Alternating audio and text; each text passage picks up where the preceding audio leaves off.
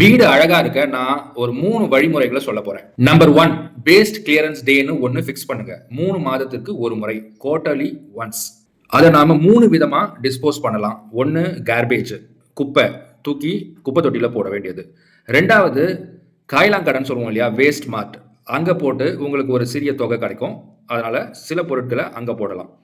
3வது நாம யாருக்காவது தர்மம் பண்ணலாம். நாம் பயன்படுத்தாத துணிகள், பாத்திரங்கள் இந்த மாதிரி. தேவையில்லாத பொருட்கள டிஸ்போஸ் பண்ண பிறகு செகண்ட் ஸ்டெப் தேவையான பொருட்கள சரியான இடத்துல சரியான படி வைக்கிறது.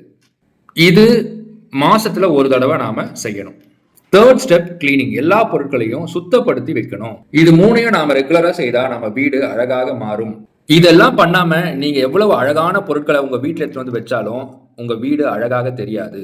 அதனால அடிப்படையான இந்த 3 வழிமுறைகள செய்யுங்க. உங்க வீட்ட அம்சமா மாத்துங்க.